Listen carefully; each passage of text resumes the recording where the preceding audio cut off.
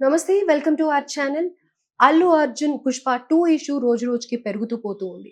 రేవంత్ రెడ్డి గారు అసెంబ్లీలో మాట్లాడిన తర్వాత ఒక 20 మినిట్స్ స్పీచ్ తర్వాత అల్లు అర్జున్ గారు కూడా అదే రోజు ఈవినింగ్ ప్రెస్ మీట్ పెట్టడం జరిగింది. దాని తర్వాత పోలీసులు ప్రెస్ మీట్ పెట్టడం జరిగింది. దాని తర్వాత ఏసీపీ విష్ణుమూర్తి గారు కూడా ప్రెస్ మీట్ పెట్టడం జరిగింది. అదంతా మీరు చూసే ఉంటారు. అయితే ప్రస్తుతం విష్ణుమూర్తి గారి గురించి మాట్లాడదాం. ప్రస్తుతం మనతో పాటు మన స్టూడియోలో సీనియర్ జర్నలిస్ట్ కిరణ్ పోల్దాస్ గారు ఉన్నారు. నమస్తే సార్. నమస్తే అండి. సార్, ఏసీపీ విష్ణుమూర్తి మాట్లాడిన విధానం బాలేదు అని చెప్పి చాలా కాంట్రవర్సీ అవుతోంది ఆ విషయంగా. అట్ ది సేమ్ టైమ్ ఆయనని సస్పెండ్ కూడా చేశారు అని విన్నాం. ఎందుకు ఆయన అలా మాట్లాడారంటారు? అది నిజంగానే పర్సనల్ అటాక్ చేశారని అంటారా? అండ్ ఇంకోటి ఏంటంటే ఆయనకి రైట్స్ లేదు ఇలా ప్రెస్ మీట్ పెట్టి మాట్లాడటానికి అని అనేసి అని అంటూ ఉన్నారు. దీని మీద మీరేమంటారు? ఇప్పుడు ప్రియాంక గారు ఈ సంఘటన ఎక్కడ జరిగిందో అక్కడికి సంబంధించిన ఆఫీసర్స్ మాట్లాడాలి, లేదా పోలీస్ కమిషనర్ గారు మాట్లాడాలి. సహజంగా ప్రక్రియ అది.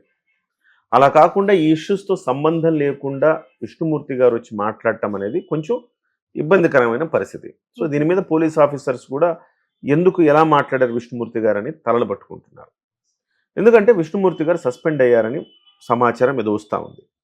నాకు అంత దానికి సంబంధించిన ఆల్రెడీ సస్పెండెడ్ ఆఫీసర్ అని చెప్తా ఉన్నారు. ఓకే, అయితే విష్ణుమూర్తి గారు మాట్లాడిన అంశాలు కొంత అభ్యంతరకరంగా ఉన్నాయి అనేది ఇక్కడ పాయింట్ తప్ప ఆయన విష్ణుమూర్తి గారు వచ్చి కూడా పోలీసుల తరపున వకాలు తప్పించుకొని మాట్లాడచ్చు, ఇబ్బంది ఏం లేదు. ఏమైనా పోలీసుల కష్టాలు నష్టాలు ఆయన చెప్పారు, అభ్యంతరం ఏం లేదు. పోలీసులు అహర్నిశలు శ్రమిస్తూ ఉంటారు, ఎండనక వాననక పనిచేస్తూ ఉంటారు, ఒక రిస్క్ జోన్లో పనిచేస్తారు. సో పండగలు పబ్బాలు ఉండవు వాళ్ళకి. ఇలాంటప్పుడు వాళ్ళు ఆ రకంగా మాట్లాడటంలో వాళ్ళ బాధలు చెప్పుకోవటంలో తప్పులేదు.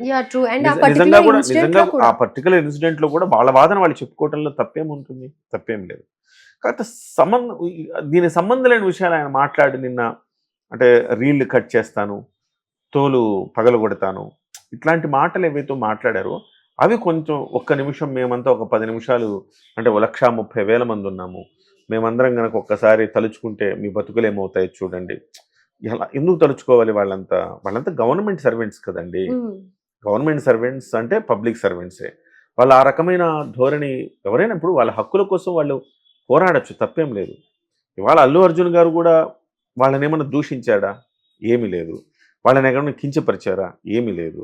ఆయన అన్నారు ఇందులో ఎవరి తప్పు లేదు, యాదృచ్ఛికంగా అంటే యాక్సిడెంటల్లీ జరిగింది అది, అంతే తప్ప ఇది ఒకళ్ళని నిందించడానికి కూడా ఏమి లేదని చెప్పాడు ఆయన ప్రెస్ మీట్ లో. అంటే ఆయన ప్రత్యేకంగా విష్ణుమూర్తి గారు కొన్ని పాయింట్స్ ఏవైతే రేస్ చేశారో మూవీలో అల్లు అర్జున్ పోలీసులని చాలా నీచంగా ట్రీట్ చేసే విధానంలో చూపిస్తూ ప్రొజెక్ట్ చేస్తూ ఉన్నారు. ఇలాంటివన్నీ ఆయన అది పాయింట్ అవుట్ సినిమా అండి. సినిమాలో రకరకాలు ఉంటాయండి, సినిమా కథలు రకరకాలు ఉంటాయి. మంచి చూపిస్తారు, చెడు చూపిస్తారు. పోలీస్ ఆఫీసర్లు అద్భుతమైన అంటే రికార్డులు సృష్టించిన సినిమాలు లేవా? పోలీస్ ఆఫీసర్ కొంతమంది అయితే అసలు పోలీస్ ఆఫీసర్ సురేష్ గోపి అనే వ్యక్తి పోలీస్ ఆఫీసర్ గా చాలా ప్రాచుర్యం పొందాడు. వెంకటేష్ గారు ఘర్షణ. సో ఇలాంటి అనేక సినిమాలు. సాయి కుమార్ అయితే మన పోలీస్ క్యారెక్టర్ గుర్తొస్తూ ఉంటది. సో చాలా మంది చిరంజీవి గారు పోలీస్ క్యారెక్టర్లు అనేకం వేశారు. సో పోలీస్ క్యారెక్టర్లు అంటే సార్ ప్రతి డిపార్ట్మెంట్లోనూ, ప్రతి వర్గంలోనూ, ప్రతి మతంలోనూ, ప్రతి కులంలోనూ, ప్రతి చోట మంచి చెడు అనేవి కలగలిపే ఉంటాయి. ఇక్కడ 100% మంచి వీళ్ళు మంచి అనేది ఉండదు, 100% చెడ్డ అనేది ఉండదు. సో పోలీసుల్లో కూడా కొంత భిన్నమైన వాతావరణం కూడా ఉంటుంది. అందరు మంచి వాళ్ళు ఉంటారని మనం చెప్పలేం కదా. అలా చెప్తే పోలీసుల మీద ఎందుకు కేసులు అవుతూ ఉంటాయి, పోలీసుల మీద ఎందుకు ఆరోపణలు వస్తూ ఉంటాయి కదా. సాక్షాత్తు విష్ణుమూర్తి గారి మీద ఒక ఆరోపణ వచ్చింది. అంటే వాళ్ళ డిపార్ట్మెంట్ వాళ్ళే ఆయన మీద కంప్లైంట్ చేసిన పరిస్థితి. వరంగల్ కమిషనరేట్ పరిధిలోని మహిళా విభాగం సిఐ విష్ణుమూర్తిపై పోలీస్ స్టేషన్ లో పనిచేస్తున్న సిబ్బంది తీవ్ర ఆరోపణలు చేస్తున్నారు. తమను సిఐ వేధిస్తున్నాడంటూ ఆరోపిస్తూ ర్యాలీ తీశారు. అనంతరం స్పెషల్ బ్రాంచ్ అధికారికి వినతి పత్రాన్ని అందజేశారు. అది అంటే ఇప్పుడు సిచ్యువేషన్ పెద్ద స్టోరీ ఉంది, అది ఇప్పుడు నేను వినిపించలేను కదా. అంతకుముందు ఆయన వరంగల్లో పనిచేస్తున్నప్పుడు కూడా మహిళా అధికారులు ఆయన మీద ఫిర్యాదు చేశారు. సో ఆయన ఇవాళ ఏం మాట్లాడుతున్నారు, మీరు మహిళల పట్ల మీకు గౌరవం ఉందా అని అల్లు అర్జున్ గారు. సినిమాలో డైలాగ్కి మనం దాన్ని ఇలా పట్టుకుంటే ఎట్లా? సినిమాలో ఒక డైలాగ్ ఉంది, అల్లు అర్జున్ 1000 రూపాయలు ఇస్తాను ముద్దు పెడుతుందేమో అడుగు అని అంటాడు. ఆ డైలాగ్ను పట్టుకుని ఆయన అసలు మీకు ఆడవాళ్ళ పట్ల మీకు కొంచెం కూడా సభ్యత సంస్కారం లేదంటారు. అదే పుష్ప 2లో ఆడవాళ్ళ పట్ల సినిమానే ఆడవాళ్ళకి గౌరవం ఇస్తున్న సినిమా. పుష్ప 2 అనే సినిమాలో భార్య మాట వింటే ఎలా ఉంటుంది భర్త అనేది కాన్సెప్ట్తో తీశాడు. అదే సినిమాకి కీ పాయింట్. అదే సమయంలో మీకు అసలు క్లైమాక్స్ ఫైటే దేని గురించి వస్తుంది?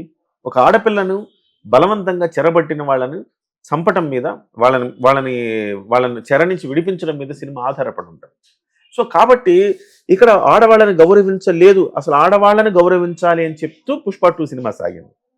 సో ఈ పరిస్థితుల్లో మనం ఆడవాళ్ళని కించపరుస్తున్నాను, ఆ సదరు అధికారి మీదే అలాంటి ఆరోపణలు ఉన్నాయి. ఏ రకంగా మాట్లాడతారు ఆయన? పైగా ఆయన ఏమంటారు, 1500 2000 పెట్టి మా మీద రుద్దుతారా ధరలు? ఆ ధరలు రుద్దడం గురించి ఎవరిని అడగాలి? ఆయన రేవంత్ రెడ్డి గారు కదా అది పెంచింది, అంటే తెలంగాణ ప్రభుత్వం కదా పెంచింది ధరలు, అనుమతి ఇచ్చింది తెలంగాణ ప్రభుత్వం కదా. అలాంటప్పుడు మీరు ప్రభుత్వ నిర్ణయాన్ని మీరు ప్రశ్నిస్తున్నారని ఎందుకు అనుకోకూడదు? సర్వీసులో ఉండి ఆ రకంగా మాట్లాడడం కరెక్ట్ కాదు కదా. సరే, సర్వీసులో లేకుండా మీరు మాట్లాడితే 1,30,000 మంది పోలీసు అధికారుల తరపున మాట్లాడుతున్నారన్నారు. ఏం ఇబ్బంది వచ్చింది పోలీసు అధికారులకి? గతంలో పోలీసు అధికారులను నిందించిన అనేక మంది రాజకీయ నాయకులు ఉన్నారు. వాళ్ళంతా నిందించినప్పుడు ఏ రోజైనా ఇలాంటి ప్రెస్ మీట్ పెట్టారా వీళ్ళు? పెట్టలేదు కదండి. అంటే ఇందులో మనం ఎవరి గురించి నేను తప్పు పట్టట్లా, కించపరచట్లా, నేను కూడా ఇది నోట్ చేసుకోండి. కానీ ఈ వ్యవహార శైలి ఉంటే ఎట్లా అని అడుగుతున్నా. ప్రజలు, ఒక సామాన్యుడు ఏం అర్థం చేసుకోవాలి మీ యొక్క భాషణ తర్వాత? ఇంకోటి, మీరు ఏ సిటిజన్ అని అడుగుతున్నారు ఆయన. మీరు అసలు మీ ఆధార్ కార్డు ఎక్కడుంది అని అడుగుతున్నారు అల్లు అర్జున్ గారిని. మరి తెలంగాణలో ఉందా మీ ఆధార్ కార్డు? ఏపీలో ఉందా? ఏపీలో ఆధార్ కార్డు ఉంటే ఒక న్యాయము, తెలంగాణలో ఆధార్ కార్డు ఉంటే ఒక న్యాయం ఉంటుందా? తెలంగాణలో పోలీసు వ్యవస్థ ఏపీ ఆధార్ కార్డు ఉన్న వ్యక్తుల పట్ల ఒకలాగా వివక్షత ఏమైనా వ్యవహరిస్తుందని చెప్పదలుచుకున్నారా? తప్పు కదా అది. సో మీరు ఇంకోటి ఏమన్నారంటే, మా దయా దాక్షణ్యాలు, అంటే ఆయన అన్న మాట ఏంటంటే, తెలంగాణ త్యాగాల పునాదుల మీద మీరు వచ్చి ఇప్పుడు ఆ లీజుడ్ స్థలాల్లో ఉంటున్నారు మీరు అని. మేము మంచివాళ్ళం కాబట్టి మీరు ఈ నాటకాలన్నీ ఏడుస్తారు. అంటే ఇక్కడ ప్రాంతాలకు సంబంధించిన చర్చ ఎక్కడ వచ్చింది అసలు? అవుట్ ఆఫ్ ది ఇష్యూ మాట్లాడారు. ప్రాంతాలకు సంబంధించిన చర్చ లేదు కదా. సో ఇక్కడ ఇబ్బంది అంటే, ఇప్పుడు అల్లు అర్జున్ మీద మీరు చేసిన చర్యలు తప్పంటల్లా, అంటే అల్లు అర్జున్ మీద పోలీసులు కేసు పెట్టడం తప్పు అంటల్లా, నేను ఆయన్ని జైల్లో పెట్టడాన్ని తప్పంటల్లా. ఆయన జైల్లో పెట్టిన చట్టం తన పని తాను చేసిపోతుంది. ఆయనకి ఏ సెక్షన్లు పెట్టారో అవి మా పని కాదు. ఆ సెక్షన్లు ఏం పెట్టారో అవన్నీ కోర్టులు చూసుకుంటే అవన్నీ మా పని కాదు. ఓ జర్నలిస్ట్గా మేము మాట్లాడాల్సిన అవసరం కూడా మాకు లేదు, మాకు మాట్లాడే అర్హత లేదు. ఆ సెక్షన్ల గురించి వాటి గురించి నేను అడ్వకేట్ కూడా కాదు. కానీ నేనేమంటున్నా, మీకు కూడా కొన్ని పరిధులు ఉంటాయి కదా. ఆ పరిధులు దాటి మీరు మాట్లాడినప్పుడు నిన్న మొన్న అంటే పోలీసులు కూడా విస్తుపోయారు. ఎందుకు పెట్టించారు? రేవంత్ రెడ్డి గారు కూడా దీని మీద అంటే పై స్థాయిలో చర్చ జరిగినట్టుగా పాయింట్. ఇక్కడ ఆయన ఒక పావుగా వాడుకొని ఎవరో ఈ పని చేయించారు అనేసి నేను అట్లా ఏమనుకోను, కానీ ఈయన అత్యుత్సాహంతో చేశారేమో అనుకుంటున్నా. అంటే ఆయన మాట్లాడిన మాటలు కూడా పోలీస్ ఆఫీసర్గా, ఇప్పుడు నిన్న సిపి గారు ప్రెస్ మీట్ పెట్టారు, ఎంత చక్కగా పెట్టారండి. సిపి గారు ఏం మాట్లాడు, ఇవాళ నేను జర్నలిజంలోకి వచ్చినప్పటి నుంచి చూస్తున్నా ఆనంద్ గారిని, పోలీస్ కమిషనర్ గారిని, ఆయన ఎంత హుందాగా ఉంటారండి. ఆయన అనేక మంది పోలీస్ ఆఫీసర్స్ చూసామండి. పేర్వారు రాములు గారిని చూసాం, నేను జర్నలిజంలోకి వచ్చిన కొత్తలో పేర్వారు రాములు గారిని చూశాను, ఆయన కమిషనర్గా చూశాను, ఆయన డీజీపీగా చూశాను. ఆ తర్వాత ఏకే ఖాన్ గారిని చూసాము, కమిషనర్గా చూసాము, డీజీపీగా చూసాము ఆయన్ని. వాళ్ళందరూ మీడియాతో బాగా మాట్లాడేవాళ్ళు, మీడియాతో ఎలా మాట్లాడాలి, ప్రజలకు ఎట్లా అడ్రస్ చేయాలి అట్లా అడ్రస్ చేసేవాళ్ళు.